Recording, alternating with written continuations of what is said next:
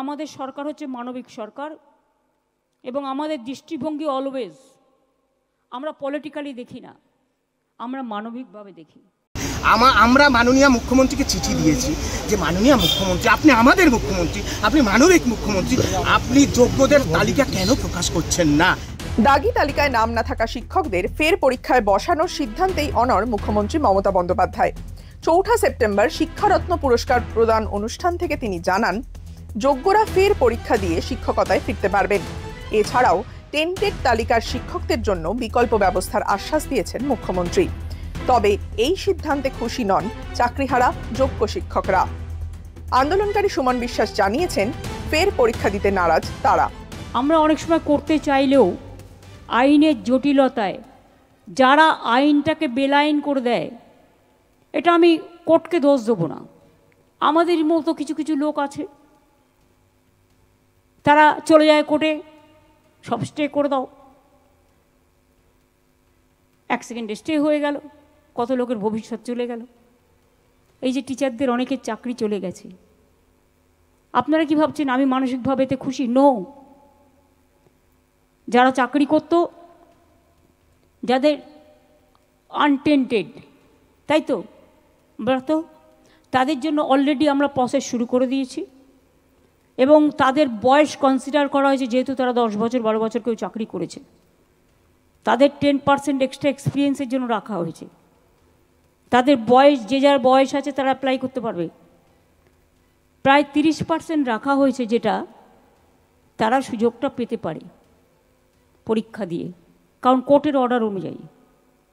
এখানে আমাদের হাত পা বাঁধা, কিন্তু আমরা যেটা করতে পারি সেটা হচ্ছে আমরা তাদের অ্যাডভান্টেজ দিয়েছি যাতে পরীক্ষা দিয়ে তারা স্বমহিমায় ফিরে আসতে পারে। সকল যোগ্যদের চাকরি ফেরাতে হবে ধারাবাহিকতা সহ।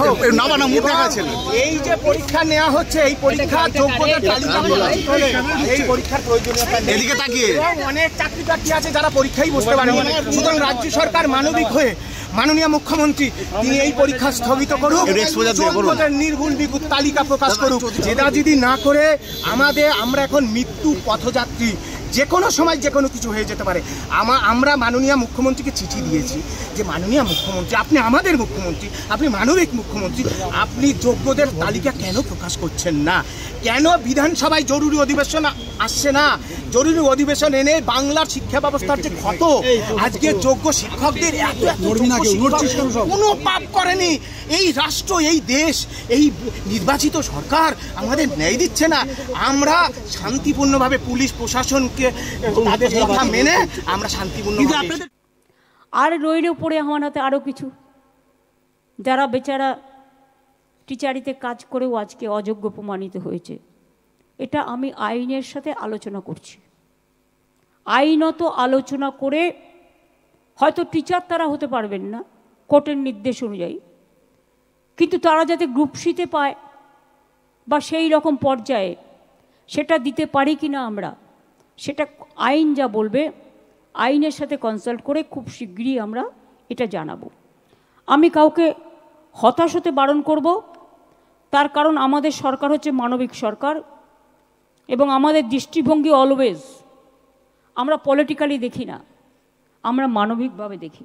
আজকের দাবি বিধানসভার জরুরি অধিবেশন এনে সকল যোগ্যদের ধারাবাহিকতা সহ অবিলম্বে চাকরি ফিরে বিদ্যালয়ে ফেরত পাঠাতে হবে, যোগ্যদের নির্ভুল নিখুঁত তালিকা অবিলম্বে প্রকাশ করতে হবে এবং অযোগ্য শিক্ষকদের, শিক্ষিকাদের যে অনিশ্চিত ভবিষ্যতের দিকে ঠেলে দিয়ে আগামী 7 সেপ্টেম্বর পরীক্ষা, সেই পরীক্ষা সাময়িকভাবে স্থগিত করার আবেদন নিয়ে আমরা বিধানসভায় এসেছি। কিন্তু আপনারা যখন এসেছেন তখন তো অযোগ্যদের পক্ষে দাঁড়াচ্ছেন মুখ্যমন্ত্রী।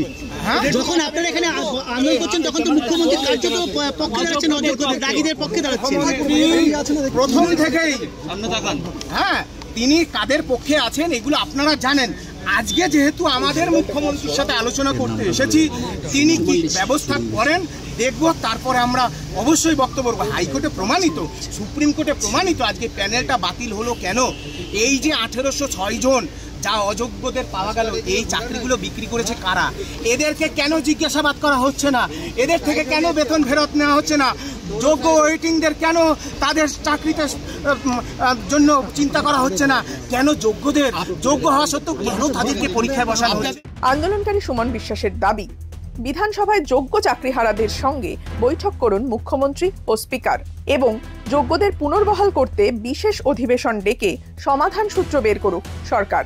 চিঠিতে বারবার সপ্তাহে উল্লেখ করেছি, আমাদের সন্তান শ্রেয় ডেকে নিন মাননীয় মুখ্যমন্ত্রী মহোদয় এবং বিধানসভার মাননীয় স্পিকার, এই দুজনের সাথে আমাদের বৈঠক হবে। আমরা তাদেরকে বলেছি যে বিধানসভায় মাননীয় মুখ্যমন্ত্রীর উপস্থিতিতে স্পিকার মহোদয় এবং চাকরিহারাদের 6 প্রতিনিধি থাকবেন। যদি সরকার রাজ্যের বিরোধী দলনেতা যিনি আছেন তিনি থাকবেন, অন্যান্য চিফ নির্মল ঘোষ তিনি থাকবেন, যাদেরকে মনে করেন